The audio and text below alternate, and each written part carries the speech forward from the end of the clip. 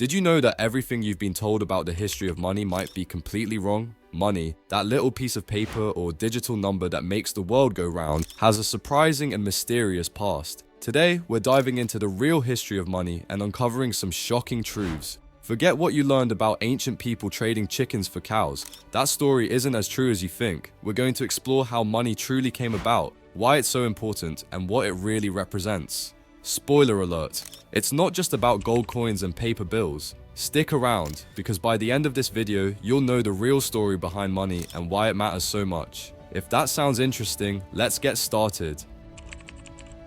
So, what exactly is money? At its core, money is a tool that helps us measure and exchange value. Think about it. When you go to a store and ask how much something costs, they tell you the price in dollars or whatever the local currency is. They don't ask for chickens or apples. Throughout history, people have used all kinds of things as money. From shells and stones to gold coins and digital numbers on a screen, money has taken many forms. But the one thing all these forms have in common is that they are agreed upon ways to trade and measure value. Money is kind of like a ruler.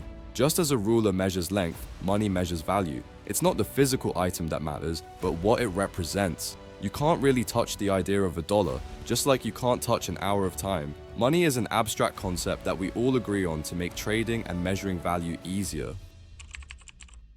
Now let's talk about how money and debt are connected. When you hold a dollar bill or see a number in your bank account, you're actually looking at a kind of IOU. It's a promise that the money can be exchanged for goods or services. This idea of money as a promise is what connects it to debt. Imagine you borrow a dollar from a friend. You owe them something of equal value in return. That dollar represents your debt. Throughout history, money has often been used to keep track of these kinds of promises and debts. Creating money is the easy part. Getting people to accept it is the tricky bit. For instance, you might have heard of Dogecoin. It's a type of digital money, but most stores won't accept it. The money we use daily is typically issued and backed by governments, which is why it's widely accepted. Governments create demand for their money by requiring taxes to be paid in that currency. This makes people need the money and gives it value. So, while money is a tool for measuring value, it's also a way to manage and track debt.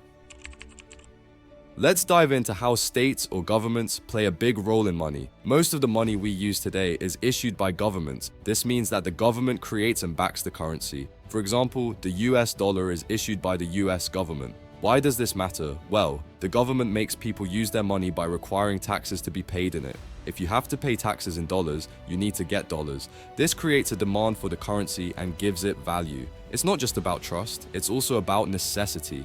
Governments also use laws to make sure their money is accepted. When you see legal tender on a bill, it means the government says you must accept it for payment of debts. This backing by the state makes the currency stable and widely accepted. So, while money can be created by anyone, like Dogecoin or other cryptocurrencies, it's the government backing that makes traditional currency reliable and accepted everywhere. This is why state-backed currency is so important in our daily lives. Now let's tackle a big myth, the barter story. You've probably heard that before money, people just traded goods directly, like, I'll give you 3 chickens for that cow. This idea is called the barter myth. The story goes that early humans started with barter, found it too complicated, and then invented money to make things easier. But here's the thing, there's no solid evidence that this ever happened. This story was popularized by Adam Smith, an economist from the 18th century, but it's more of a fairy tale than fact. Anthropologists who study human history and cultures haven't found any society that relied purely on barter.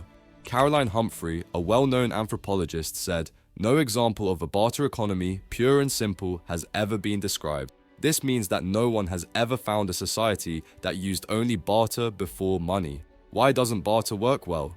Because of something called the double coincidence of wants. For barter to work, both parties must want what the other has. Imagine you're a baker who needs meat, but the butcher doesn't want bread. You'd have to find someone who does want bread and has something the butcher wants. This gets messy and complicated quickly. So while barter did happen, it wasn't the main way people traded. Money didn't evolve from barter. Instead, it likely came from systems of credit and debt, where people kept track of who owed what to whom. This makes money a lot older and more complex than the simple barter myth suggests. So, if the barter story isn't true, where did money really come from? The real origins of money are much more interesting and complex. Money is actually as old as human civilization itself. The earliest records of writing are all about money. Yes, you heard that right. The first things people wrote about were transactions and debts. Imagine ancient people keeping track of who owed what to whom. They needed a way to record these transactions, so they invented writing. This wasn't about trading chickens for cows, it was about keeping track of credits and debts within a community. Governments or local authorities always had a role in managing money. They created and enforced the use of money to control and organize economic activity.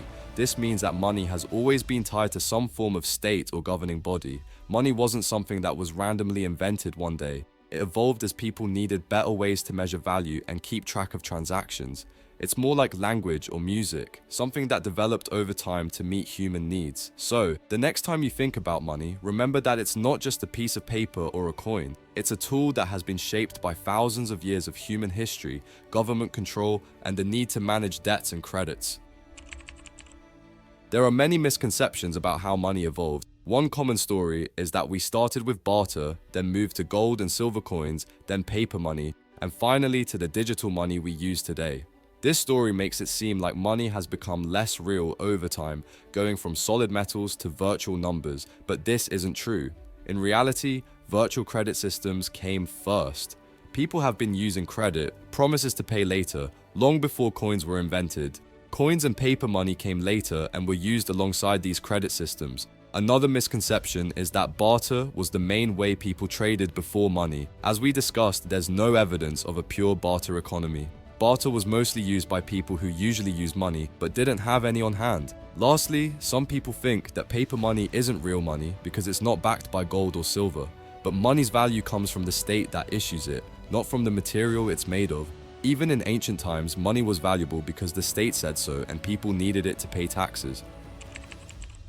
So why do these myths about money persist? A big reason is that many economists continue to tell these stories. The barter myth, for example, is still taught in some economics textbooks and classes. Adam Smith, the father of economics, popularized this story, and it's stuck around. Economists like simple stories to explain complex ideas.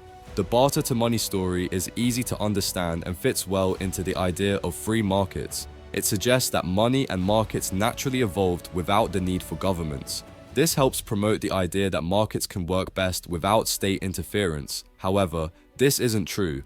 Historical and anthropological evidence shows that states have always played a key role in creating and managing money. By ignoring this, economists help maintain the myth of the independent, self-regulating market. These myths also support the idea that government spending is limited by taxpayer money. If people believe money is scarce and comes from barter, they are less likely to support policies where the state creates money to invest in public goods and services.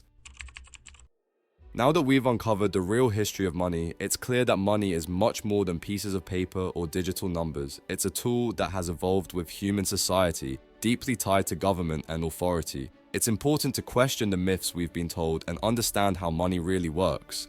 By learning the true story, we can better understand our economy and make informed decisions about our future. If you found this information eye-opening, share it with others. Let's spread the truth about money and help people see beyond the myths.